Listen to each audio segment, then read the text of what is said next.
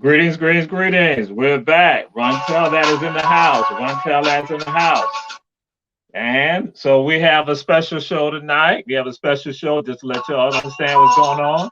That this show is what I call. Greetings. We're back. Sorry about that. Bear with me.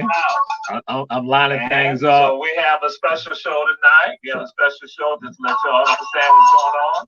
All right, we got it out. We got it straight because again, that way I need to be able to look at you all. Because again, share the show. I just came in from the Learning Center on Bull Street.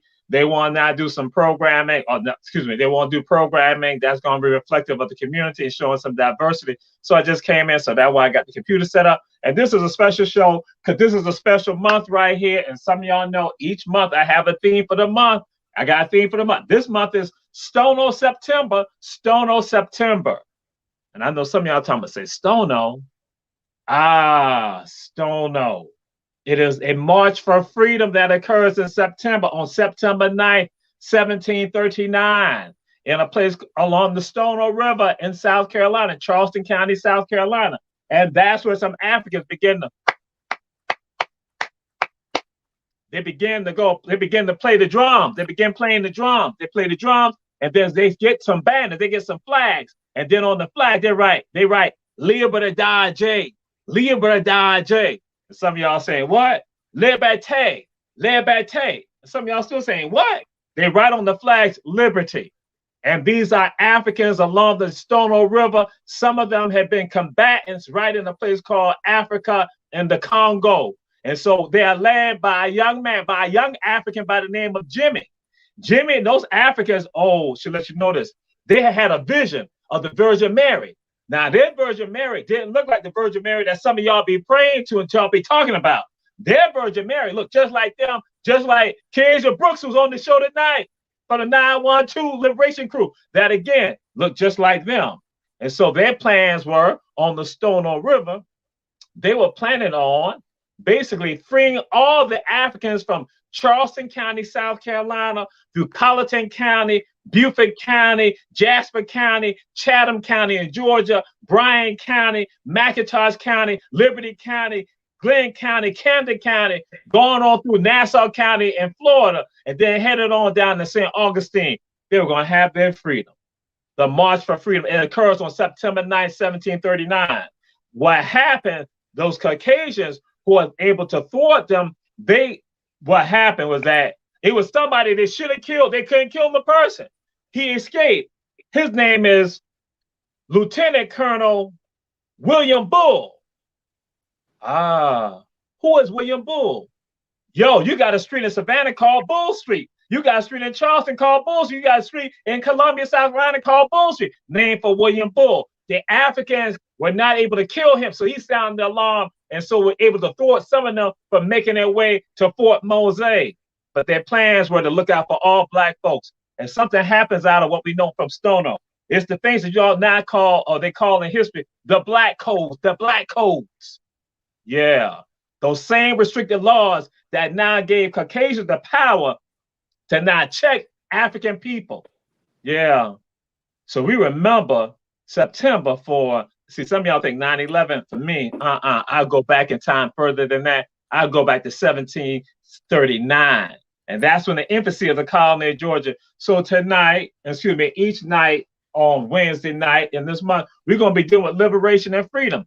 And we kicking it off with, again, liberation from the 912 Liberation Crew and this great sister that's right here in the city, in the spirit of Bishop Henry McNeil Turner, who was right here, the man who said in 1800s and 1900s that God is an African.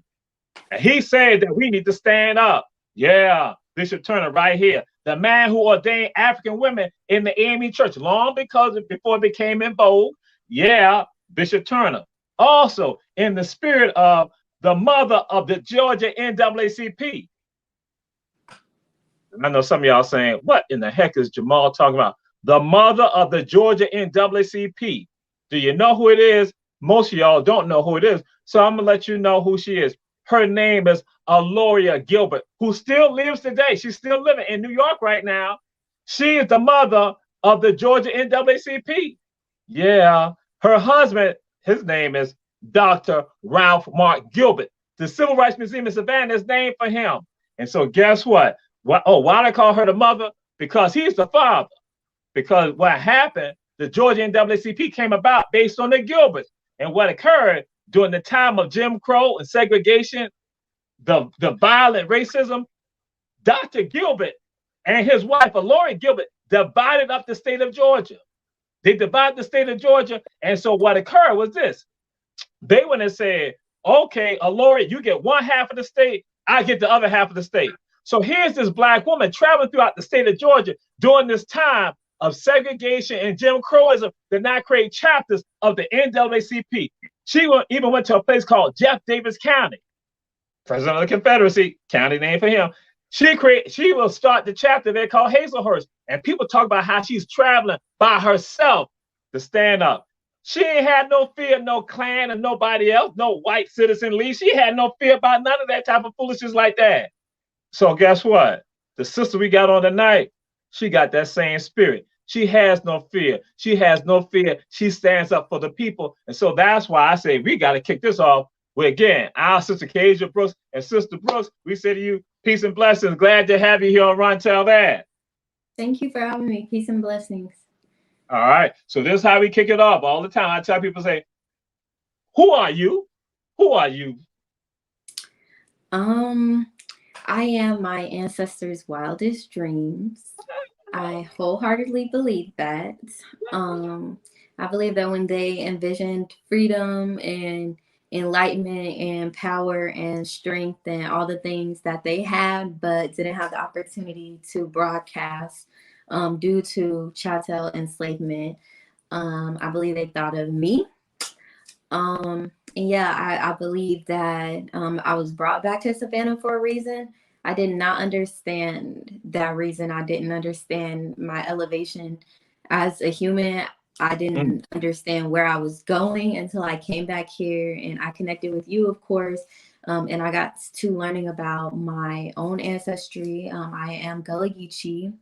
My dad's family is from South Carolina, which I knew, but I never put two and two together. But yeah, I've just been focusing on my history, and that's kind of giving me insight as to where I'm going. So I feel like that's who I am as a person at this moment in time. All right, cool. And so, Brother Bernard Brown, we say greetings to you, brother. Reverend Betty Jones, we say greeting to you, our great queen, our great sister. And we say glad to have y'all here. And we tell everybody share, run, tell that. But now I gotta do this right here now, KJ. I gotta do this, Sister KJ. I gotta do this right here. And this is what Black people do. Now I gotta say, who are your people?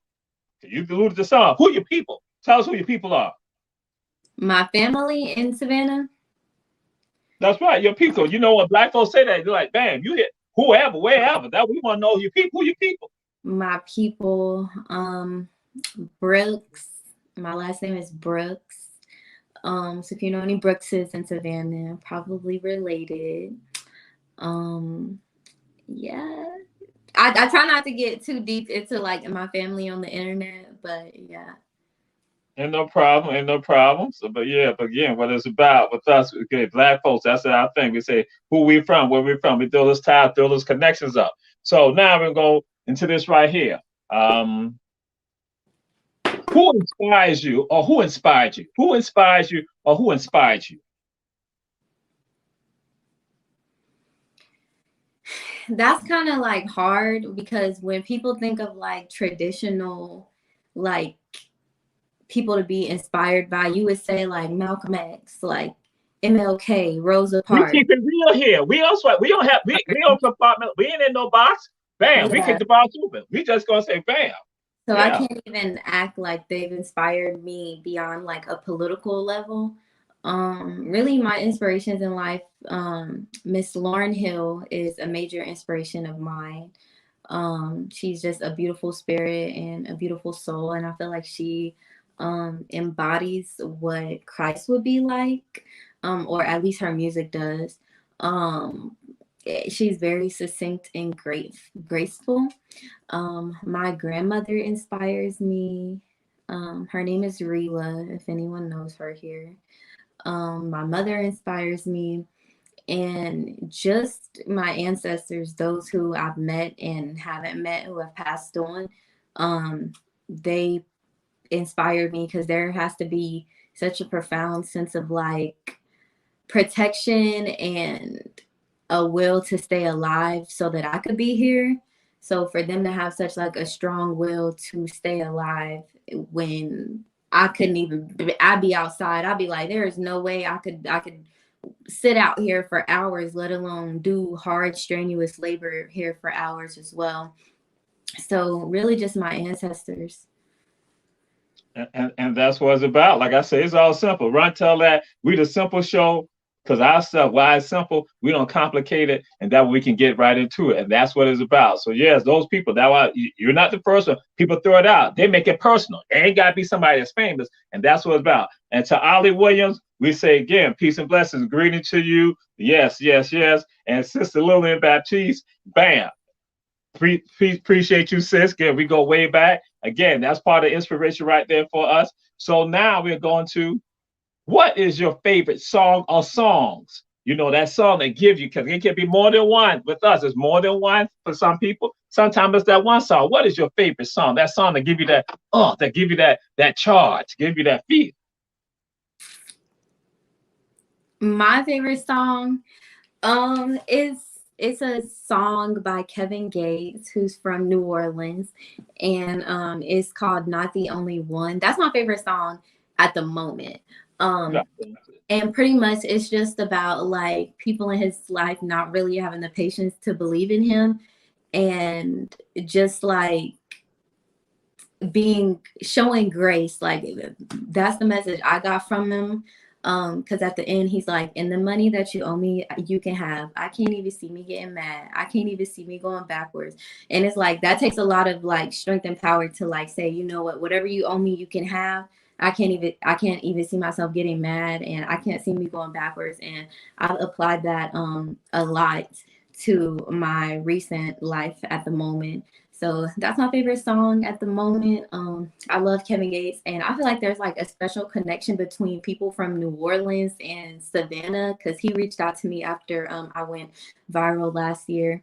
So I feel like that's a special connection for some reason as well. All right, cool. Then that's what it's about. Always making connections. John McMaster's, glad to have you here. John McMaster's, in fact, when I was at the Learning Center, I told them that they need to come on the Better Savannah podcast. They need to come on that. So again, glad to have you. Sister Thelma Grant, glad to have you here. Brother Mike Kelly, you say you down with Sister KJ? So yes, okay, because that's what it's about. We got the people on. And so now we're going to delve into it a little deeper. So what is the 912 Liberation Crew? What is that? The 912 Liberation Crew is an organization that I started here in Savannah. It's comprised of young Black people who are dedicated to the liberation of all Black people. We organize around 4 social justice issues. The first being abolition, so abolishing prison and carceral structures as they exist. We don't believe in reform. I don't believe that there's a way to kind of for America to right its way out of the harm that's been done. You literally have to tear it all down and start from the beginning. So we are abolitionists. We fight against gentrification, school discipline, as Savannah has a terrible school to prison pipeline. As a student here in this city alone, I was suspended well over 50 times. And I'm halfway curious to go down to the Board of Education and see like genuinely how many times I had been suspended, and not for any violent outbursts or anything like that, but because I was very opinionated and I just wasn't going to shut up simply because they said I would be suspended if I didn't. So again, abolition, gentrification, school discipline reform, and reparations, which we believe are owed to Black people here as descendants of enslaved people. I think it's really wrong that Savannah has really made no conscientious steps towards reparating the crime of slavery that occurred here. We got a holiday, but it wasn't even a paid holiday, but now it's a federal holiday. There's no citywide, city-sponsored celebration. There's no parade. I could be wrong, but I don't think there's a parade. There's not a gathering, and no real apology from the city of Savannah, let alone reparations. We need some money. We need to, catch up to the racial wealth gap in this city. And we can't do that without our city officials caring enough about Black people and our history here and the amount of work that our ancestors contributed and didn't get paid for. So those are the 4 issues that we organize around. And we're also like a community service slash mutual aid driven organization too. So it's like half protesting, like we going, and then the other half is like, here's some ice cream. So that's right. That's be right. on the right side. That's right. That's right. And see, now I'm gonna throw something out there. You had said something based on what you had just said. I got like run with that. Some people say that it is false about the school to prison pipeline. What's your perspective on that? That was some people say that's not true. That's not correct. Every boy, because I was primarily one of the only girls in ISS consistently, like it was probably me and like another loudmouth Black girl, pretty much. Every single boy, Black male, Black young man that I was in ISS with has already been in prison or is just getting out of prison, and I am 20. I have a classmate who I remember from age 14.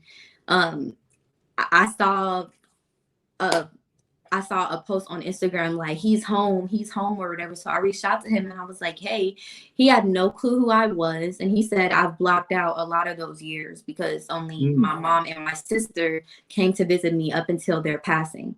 So it's like, you can't say that the school to prison pipeline doesn't exist when literally, hold on 1 second, it's trying to connect.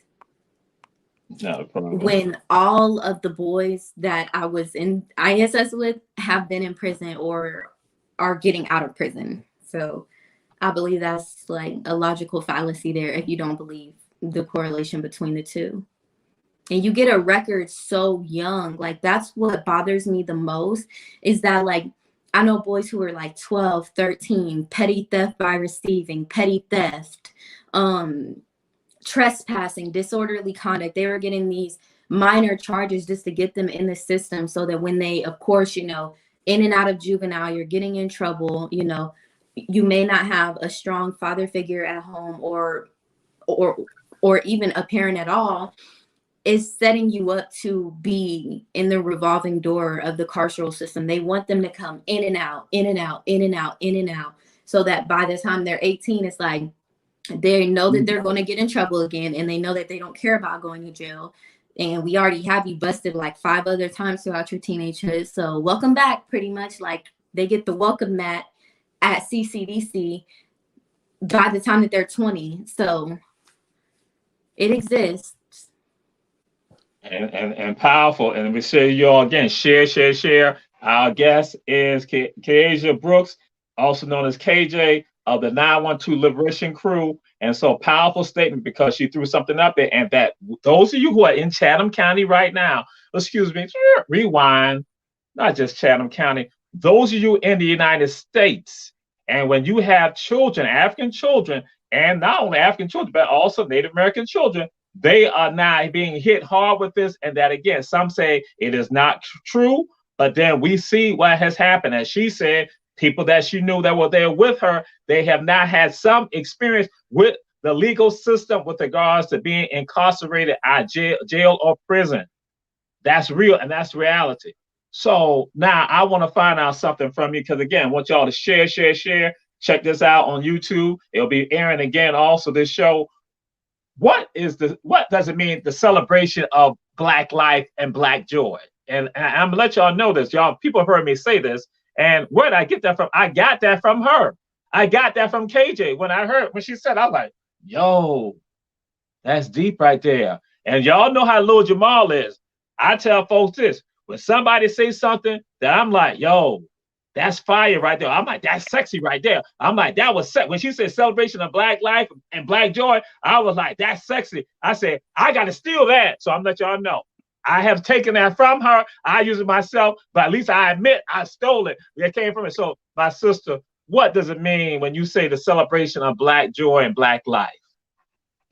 I feel like a lot of the movement space is centered around the bad things that happen in the Black community when, you know, a little boy is killed by gun violence, when somebody is killed by the police, when somebody is going to jail or coming home from jail. I feel like that's a lot of the times that we get together and try to, you know, say a little boy, God forbid, he gets killed here in Savannah by gun violence, 8 years old. There'll be a $20,000 GoFundMe goal that's met by tomorrow morning. But say that same little boy is like, hello, I would like to play for the Windsor Forest Knights. However, my parents can't afford the $500 fee this year. Could you contribute to that? People have closed hearts, closed minds, closed wallets to things like that. Right after I went viral, I came back to Savannah and the Windsor Forest Knights Pee Wee team were over there fundraising, and this white man was yelling at them, talking about, you can't do that, you can't do that. And it's like, but let the same little boys in like 5 or 6 years or so, you know, decide to run up in your house and take what you have in order to get what they need. Then you would say, oh, crime is so bad, these kids. And it's like, no, the kids that we grow up with are the kids that we created. Like, I don't think a lot of adults understand that. A lot of the young boys that I went to school with who didn't have a positive, first of all, a positive parental figure in their life, didn't have access to therapy, access to anything life affirming in life. Like, I'd never heard of the term life affirming prior to coming into this movement. Right. Having people invest in you is life affirming. It affirms that, you know, I am here and I deserve to be here. And there are people who are going to go out of their way to make sure that I'm here and that I know that I deserve to be here. And so that's kind of what we hope to invest in. We want to invest in things that make kids happy, that, you know, no matter what's going on at home, presently, this is what we're happy and we're joyous about. We're alive. We're here and we're in the moment. And I think a lot of Black kids seldom get to have moments like that. Like, it's seldom true Black joy moments that I have from my childhood where I was just able to be a child. First of all, be a child. Let's start there, because even during our ice cream buyback that we did, there was other kids acting as parents on behalf of other kids. What ice cream you want? Can he get that one? He doesn't like chocolate. Can he get that one? So we want to cultivate true moments where kids can be kids, not kid mom to siblings, but kids can be kids. Kids can be happy. They can be joyous. They don't have to look over their shoulders. They don't have to be angry, because I think we, especially in the city of Savannah, we create these conditions for unhappy kids for angry kids. And when these angry kids grow up and become angry adults, then we start complaining about, well, what did they do? What didn't their parents do? And it's like, no, it takes a community. It takes a village. And I'm so tired of the responsibility of good humanhood relying solely on parents as if kids only have interaction with their parents. We went to school and got treated trash by the principals, the teachers, the sanitary staff, the office people. We went to church and got treated trash by the pastors, the deacons, the church members. So to solely place blame on parents as if there's not a whole community that we are constantly revolving around is terrible. So I want people to start to take responsibility for the community that they're a part of and decide to play a positive role in that. I understand, like, I'm a young Black woman, and that every Black child I come into contact with, they're going to remember me. What are they going to think of me when I'm long moved away from Savannah, hypothetically? What are they going to think of me? What impact would I have made on them? And I don't think a lot of people in Savannah have that mindset. They don't have that goal. They think of kids as, oh, look at these little ragamuffins running in the street, getting on my nerves, probably gonna grow up one day, become a little thug. Look at this little thug running around my neighborhood, 9 years old. And it's crazy because I had a relative of mine who had a picture of a child who was pretty much running the neighborhood, a baby, who was all of maybe like 9 or 10. And I guess he was out running the streets, you know, fighting other kids, this, that, and the third. And I'm like, so in lieu of taking pictures, you couldn't have gone and asked him if you wanted some ice cream, ask where his parents are, you know, reach out and see why he's 9 years old smoking, first of all, and why he's like out running the streets at such a young age. So I think that a lot of people don't care about community, but they care when the kids that they didn't care about don't act like a community. They don't care to create community, but when these same kids grow up and rob your house, then it's, well, what happened? What happened? Why don't they respect us? And it's like, you never gave respectable. You didn't give me somebody I could look up to. You didn't give me somebody who was wise. You gave me an older.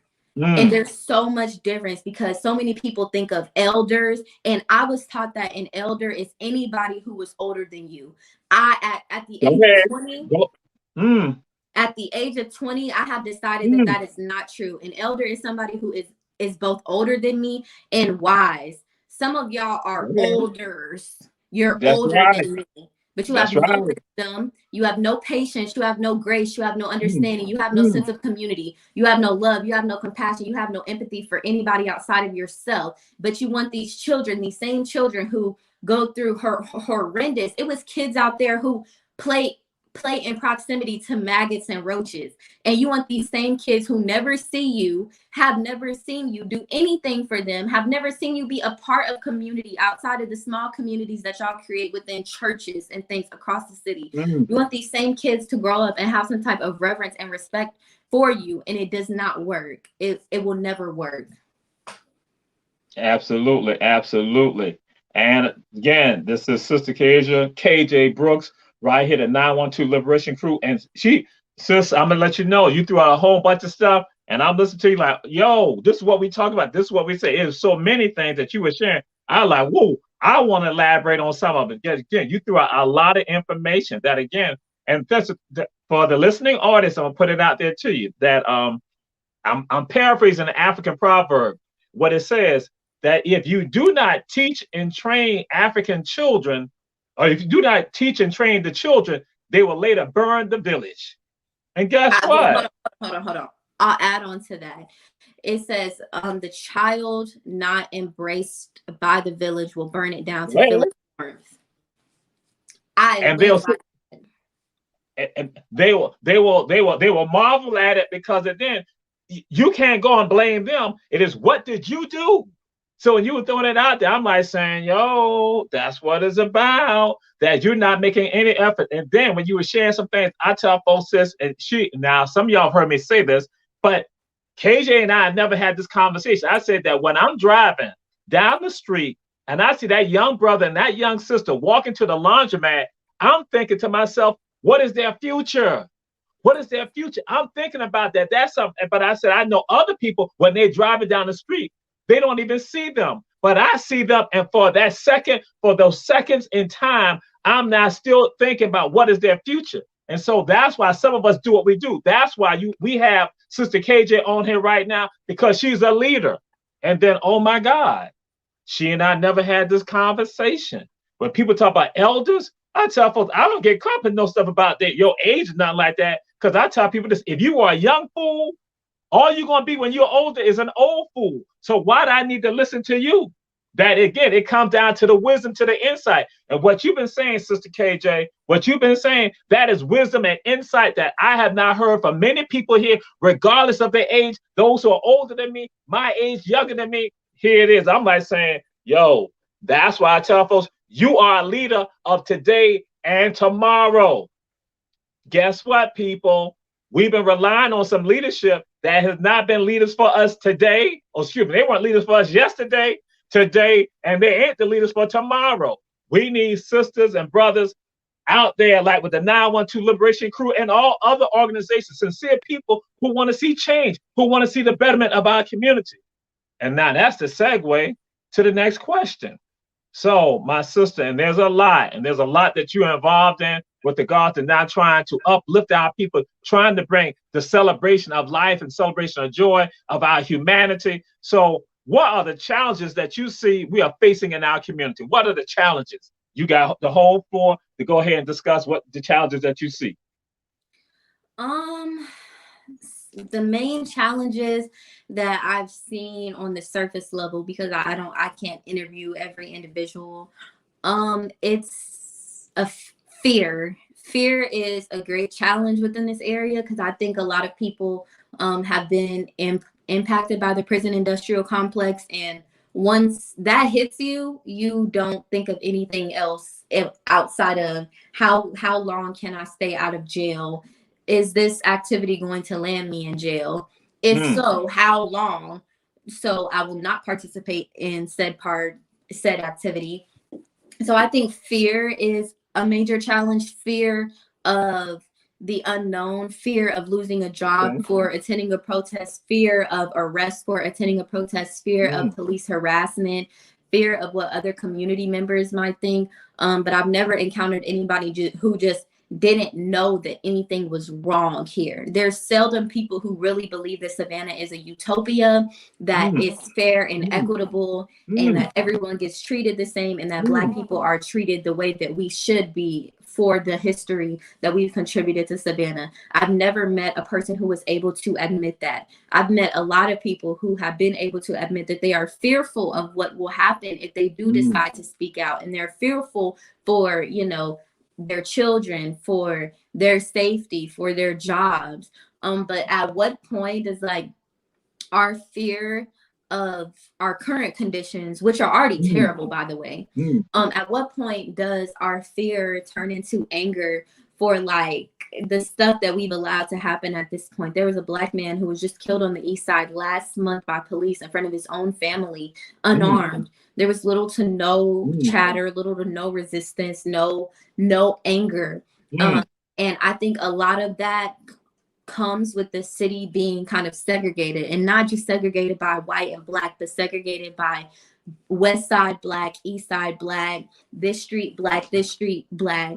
I feel like there's a huge lack of community within the city of Savannah, where people can genuinely come together on one accord and decide that this is something that we're going to do for the kids, for our future, etc. And I think until we get that community, and I know that not every single Black person in Savannah is going to jump up and be an organizer overnight or come to everything, but until we get a consistent Black-led resistance in this city, Black people coming together and saying, you won't gentrify our communities another year, Van Johnson.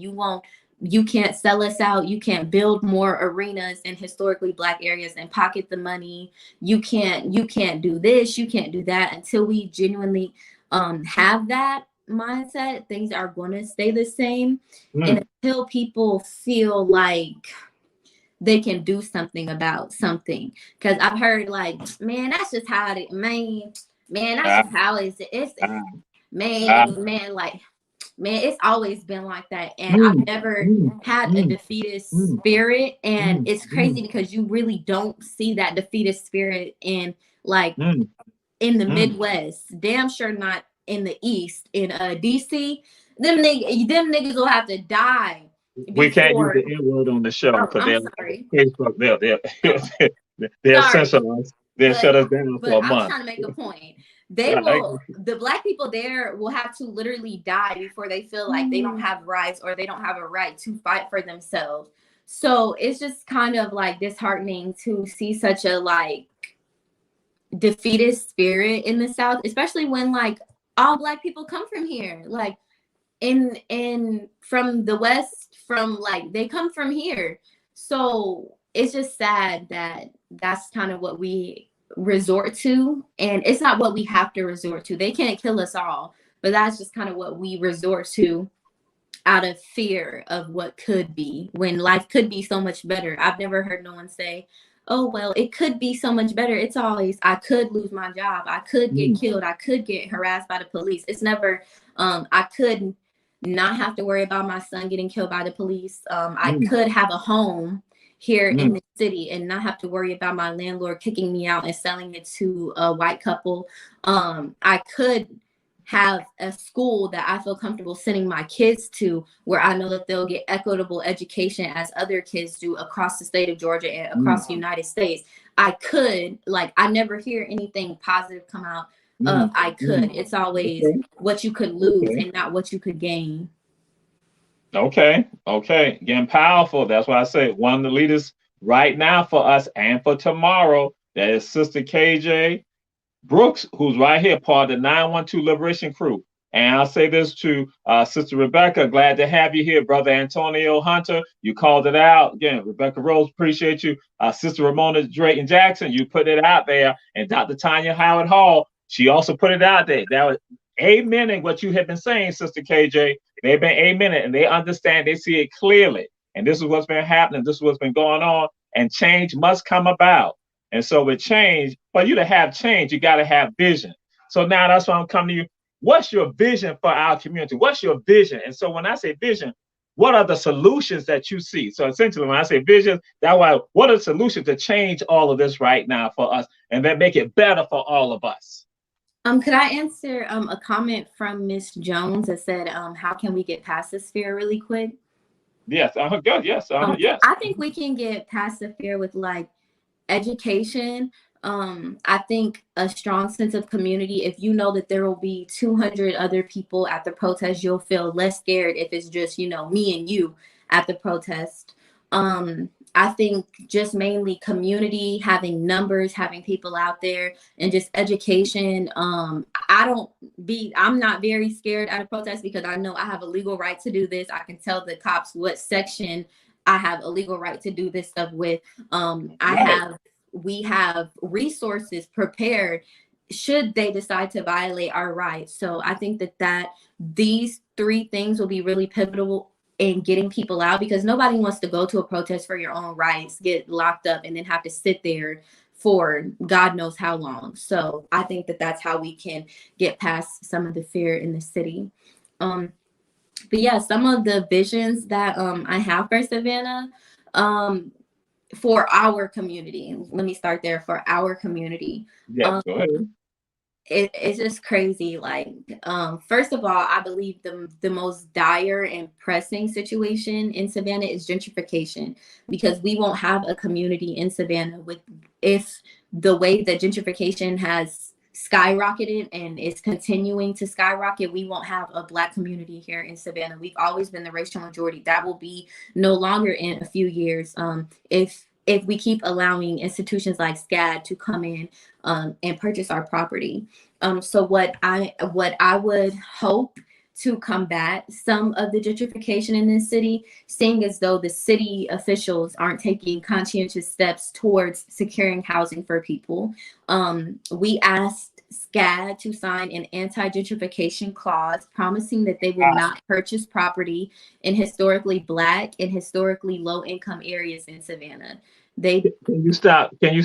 Can you repeat that? I want the audience, I need you all to share this. Did you all just hear what she said? No one else has said anything like that. So my sister, I mean to interrupt you, but that's so powerful. Can you repeat that? We back in like May, we asked SCAD to sign an anti-gentrification clause promising institutionally wide that they will not purchase or build in historically Black and historically low income areas. Because it's one thing to complain about what the city is allowing them to do, but it's another thing for us to address them directly, because we can go through the city to get to SCAD, but if we ask SCAD directly, you know, that's they weren't very responsive to that demand. So we do have alternative plans planned for that. However, that was our main ask, and we think that that will be pivotal and vital in stopping gentrification in Savannah. If you can't build in an area that has always been Black or has always been poor, the people there get to maintain the standard of living. They get to maintain the community. They get to maintain the $700, $600 rent that has always been there, versus if you build houses for people to come into that are paying $1,300. When I was looking to move back here, a 1-bedroom on the west side was $1,100. Hell no. So it's just, so that's one of our main asks in gentrification. As far as abolition go, and as far as abolishing the police goes, we obviously realize that you can't wake up one day and just have no police in the city. However, I did do a very small survey of police officers in Savannah to see if they would feel comfortable doing the same job that they do every day without a gun. I only interviewed 3 officers, but that's 2 out of 3. But I would be interested in doing a survey of the police department as a whole to see who would be interested in working without a gun, because most officers never pull their gun, and most officers that I've spoken to on a day-to-day basis don't have a need for a gun. And guns escalate situations. There's no reason why you should have traffic stops where officers are armed against unarmed civilians. But I do believe that there should be someone to call, but I don't think that the officers that we encounter every day should be the ones pretty much deciding our fate on whether we live or die. And so disarming and defunding, the less resources that the cops get, which public safety in Savannah gets 48.8% of the budget, almost half of the budget, the more resources that community programs get to prevent crime. Instead of arresting people for petty theft, for stealing groceries, if they had groceries to begin with, they would never need to commit the crime. So investing in community services, community activities. My organization, we went grocery store to grocery store to 50 Black people and their families, and we gave everyone $20 a piece. That was $1,000 in mutual aid. And one grandmother, she even cried because she didn't know how much she was going to be able to spend in there. So direct community mutual aid. The suburbs has less crime, no cops, and more resources. And the inner city has more crime, more cops, and less resources. So the more access to resources a community has, the safer it is. So to keep pandering this idea of, oh, police keep us safe when they don't is ridiculous. To keep pandering the idea for Mayor Van Johnson to get on that same City of Savannah background once a month on that same podium and insist that we're starting a new program for gun violence to interrupt the gun violence. We're going to have a bunch of grieving mothers pretty much tell everyone that they need to keep their kids in the house and keep their kids away from guns, as if that changed anything. If you want to end gun violence, you need to address the root causes of gun violence: poverty, lack of education, lack of jobs, lack of job security, lack of housing. These are why people commit crime. So okay. And we had Sister Rebecca Rose put something up from NPR. And I'll share this with you. Some of y'all have seen me and heard me talk about some things that there are groups of people, and Sister Rose, to let you know this, we had gone to address something similar with people right here in Savannah. Now, going to a point Sister KJ brought up that, and we went to Black people who had financial resources. And I had mentioned this before on another show. I said, longshoremen. People had gone to the Longshoremen Association and say, hey, listen, you all can acquire some of this property. And that you're a majority Black organization entity, you can do that. And guess what? The leadership at the time totally turned their backs on it. So that's why I tell folks, I say, you got people who they are elders in your eyes and they are leaders. No, they're not. They're just there for a position and that's it. And so again, so when you talk about Milwaukee, huh? I'm a firm believer that we can do it ourselves. Exactly. If they don't want to give us the money, we'll do it ourselves.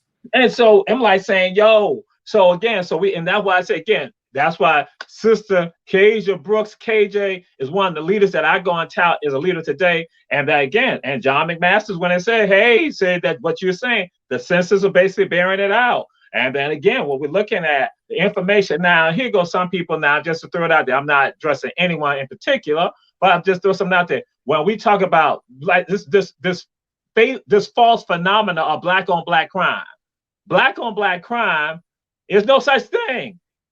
When you go and make it seem like that's a phenomenon just tied to Black people. It's something called Caucasian on Caucasian crime, then also Asian on Asian crime, Latino on Latino crime. So yes, that's what happens. So don't make it seem like it's just something with Black, that is just with Black folks. That is again propaganda stuff. But then there are some things that do impact us with regards to us causing harm to one another. But then guess what? We are going to focus on that solely, but we don't look at political policies that address us, that hit us hard. As Antonio Hunter said, the systemic racism that's right here that affects your health care, your education, the criminal legal system. We don't go and address that squarely, but we'll go ahead and look at other oppressed people and then hold them in check. I'm like, no, you fight the oppressor. So what Sister KJ is saying. Black on Black Violence by Amos Wilson.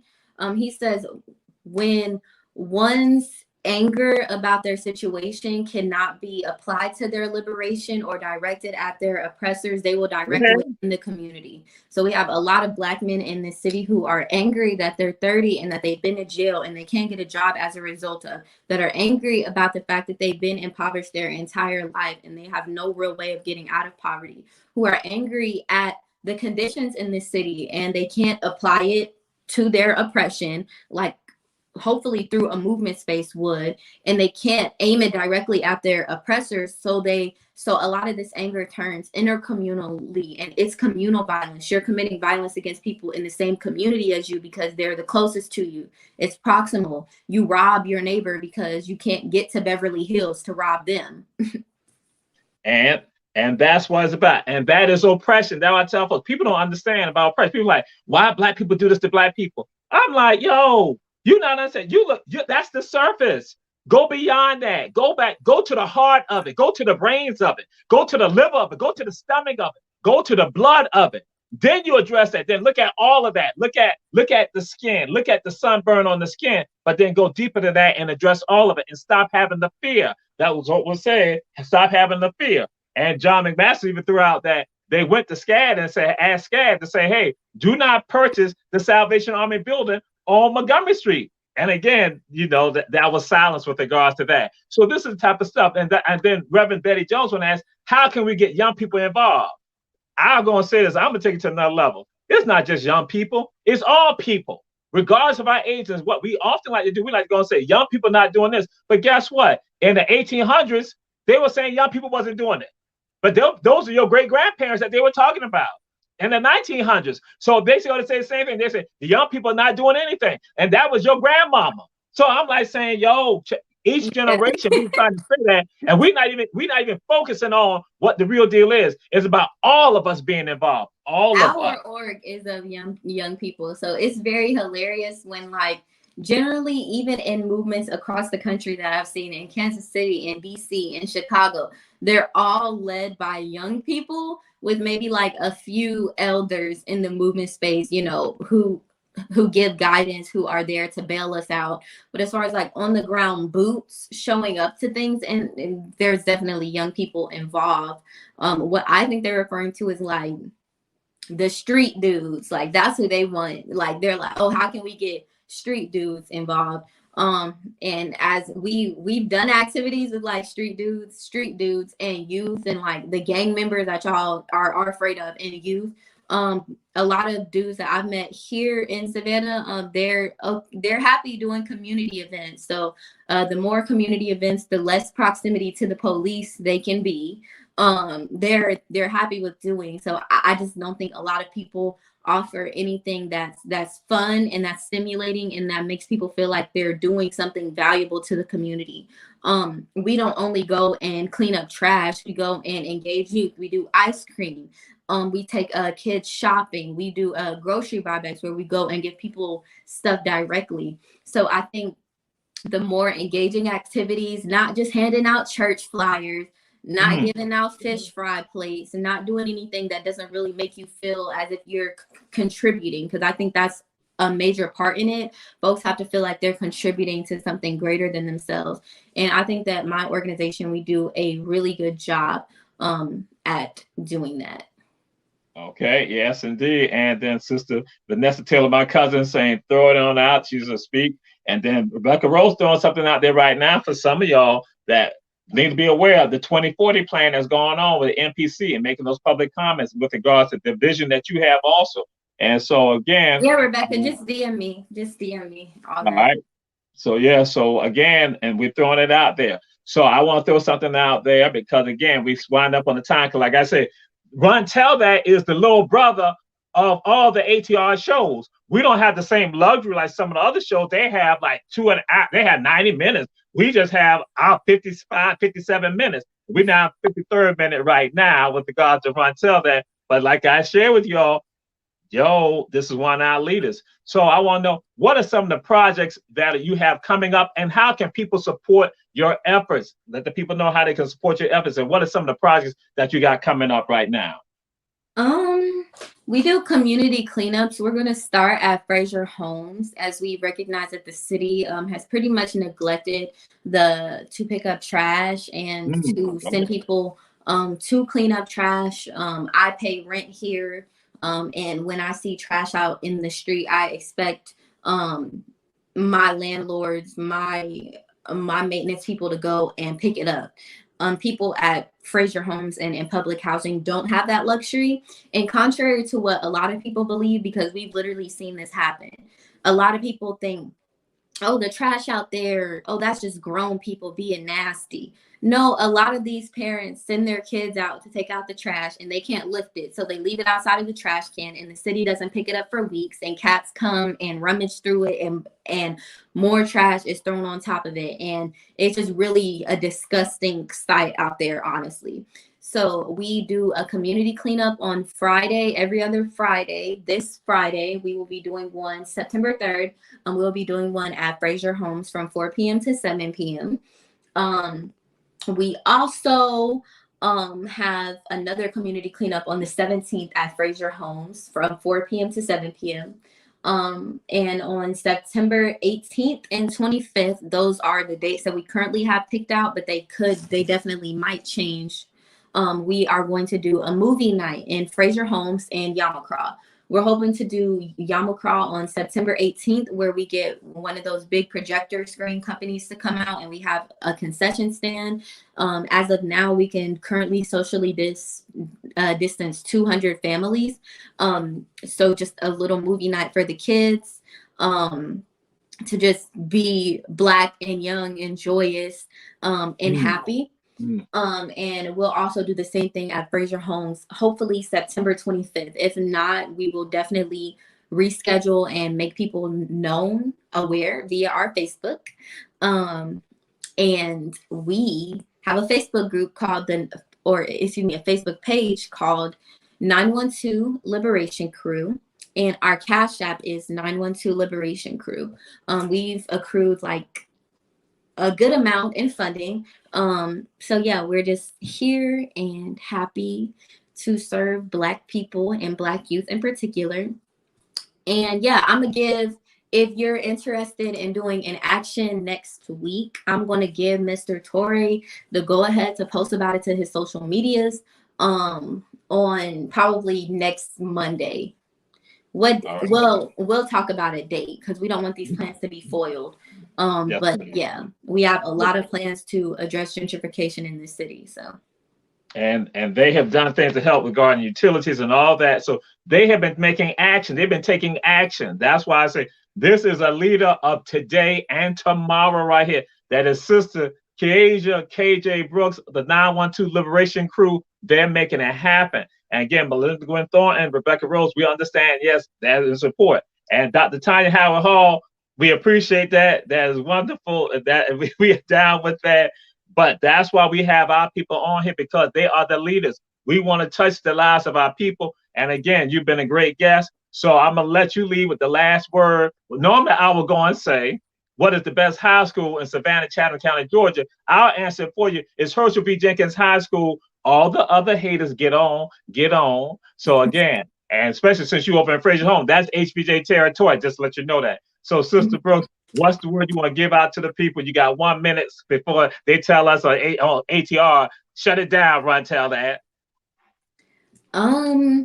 Love Black children while they're here. Seek to be an open and honest community with Black people, not just transactional benefits and not just, your own ego benefits. And yeah, just protect Black women, protect Black children, protect Black sex workers, Black trans women, protect all of the marginalized people in our community. And yeah, just keep supporting the youth if you do, and if not, then why aren't you? And yeah, just love on the kids. The kids need love out here. So. And we appreciate that. And to Alan Wright, there's a combination that can come into play that when we look at certain communities. And so what we always have to do is try to filter and fight the propaganda that comes in to try to besmirch that. But there's a combination of some communities that we see that work, and that has gone on here. And Melinda Gwen Thornton, Sister KJ, she wants you to get in touch. She put her email in the box, in the chat. So, get her number. I'm just going to tell you, Melinda Gwen Thornton be getting on my nerves. She getting on my nerves. Oh, Jesus, she over there in Cloverdale. But again, to all you, share.